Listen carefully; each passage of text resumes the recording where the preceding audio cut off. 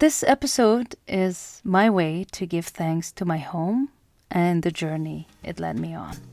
Welcome to GA Atelier, the podcast where intentional interior design meets mindful living. I'm your host, Shihan Askar, and I'm here with you on this journey to transform our living spaces into sanctuaries that reflect our unique story, personality, style, and lifestyle, while elevating our everyday life at home. So step inside my design workshop and let's design your home together. So I don't really have a regular script for you today because this is actually a special edition of the podcast. It is the 50th episode of the GA Atelier podcast. And if you're counting, this means it's almost a year of weekly podcasts. It's a milestone for me, because starting this podcast was not the journey I expected. It actually became much more than I ever expected. And I thought today, because it's, almost a year, it's 50 episodes, and we are approaching Thanksgiving, I wanted to take some time to reflect, give thanks, and celebrate this journey as, an interior designer and now a podcast host, and definitely thank my home. So when I first decided to create this podcast, I didn't fully understand where it would take me. I only knew that I wanted a space to share my ideas and connect with people who are, like-minded, or that what I'm talking about is resonating with them, and who believe in the importance of designing homes to support our well-being, our wellness, a mindful way of living, and that home is a self-expression in a way. So basically the conceptual part of interior design, not just the aesthetics, as you might know, and the function, but the feeling and all the thinking behind a design. So it's really a place where I can share my design journey and what I'm learning along the way, and just discuss all sorts of concepts and ideas in a much deeper way than other ways that I can think of. And it sort of gave me permission to just contribute to the conversation around designing our homes and how they impact our lives. So, creating that podcast, or my business in general, was, rooted in that idea. In fact, that's why the name Atelier really spoke to me. Not only because it's a French word, but also because when I created my design studio, I just felt like I wanted it to be a place of learning for me and also for other people, a place to create, to design, while still having, the freedom to experiment, evolve, change, even make mistakes, just not be perfect. I wanted my atelier to stand for something more mindful and intentional. And over time, I'm just been, fortunate to work with people and clients that resonate with that vision and that concept. And in fact, I just got a lovely testimonial just the other day from one of my clients, and it just makes me so happy to hear that, my way of designing or looking at spaces resonates with people, and they like to approach it in that same way. Because, this is really what I learned when I designed my own home. There's so many parallels now that I can see. When I started this journey, I wasn't an interior designer. I didn't go to school for that. This is, in fact, my second career. But it was such a deep and meaningful experience for me to design my own home that it kind of changed everything. So what did building a home and then a business, a podcast teach me?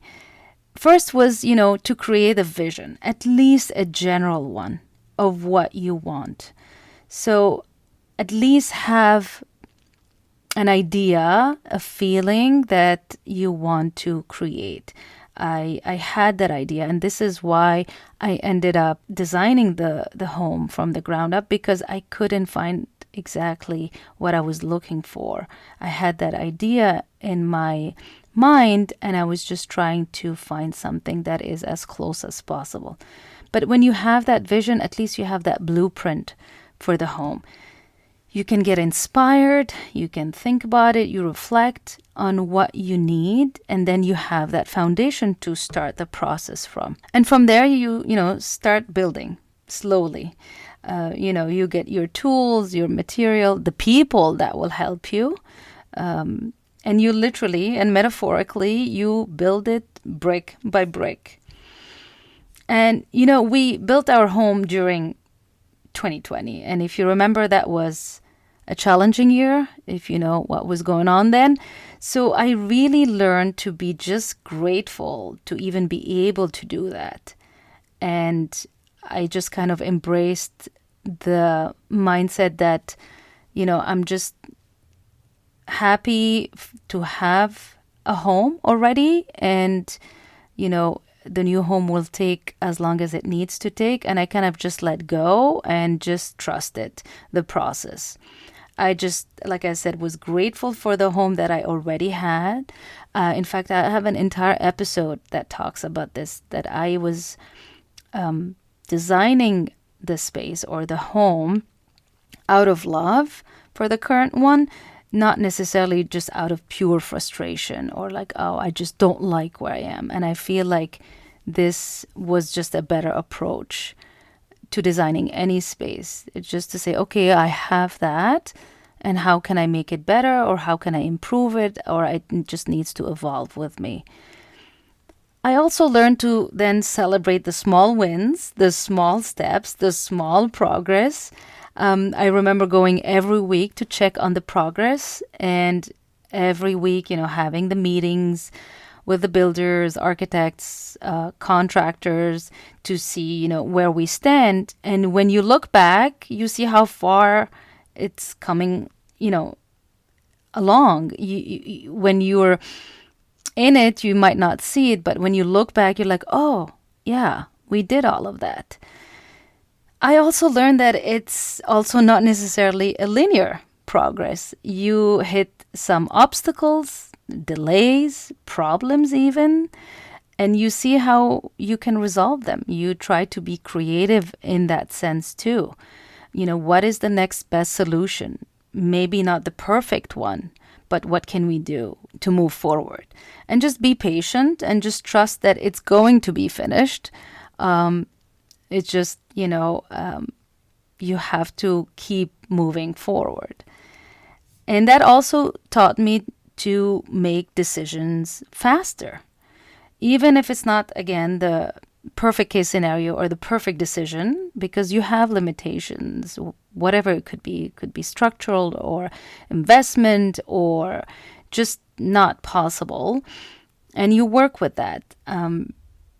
I just had to learn to do that so that the project itself overall is not delayed, which is something that used to be very difficult for me to make decisions and faster decisions and just go with it. And just learning to let go of that, analysis paralysis. You have so many options, so many good options even, and just pick something or make a decision, and just also let go of that perfectionism and maybe just strive for excellence instead. And then this leads me to another thing I learned, which is to accept then mistakes and learn from them. Did everything go according to plan? No. Or did I make the right choice every time with everything that a home requires? Absolutely not. Again, there was some limitation, but also just wrong choices. And I can see some stuff now and I'm like, I could have probably gone with a different choice. And what's funny here is that sometimes it was the first choice, the first inclination, that gut feeling that I should have gone with. And when I thought about it too much, this is where I feel like, oh, the decision ended up being like, it was too analytical in a way. But I can learn from that. And, at the end of the day, see, it's not a big deal. It's okay. The overall, I designed something that I love, and there's always room for improvement or small changes, and it's okay. Which leads me then to learning that there's really no finish line with a home or a home design. There's always something you could change, you could improve.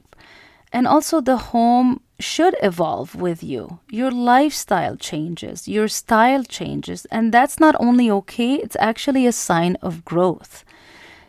Other than, a home needing maintenance and care, it's okay to change your mind. It's okay to, change things a bit, whether it's a layout or a design or just have a complete renovation of something. It's okay. It's evolving with you. It's growing with you. So all this to say, like we're approaching Thanksgiving, I just wanted to take this opportunity to express my gratitude for my home and how it took me on my design journey, building my business, creating this podcast. And I'm just grateful to be able to share this journey with you and just for the chance to create a space and design homes, including mine, that nurture, inspire, and support the people who live in them. Or at the very least, a space to inspire you to look at your home in a different way and look at design in a different way.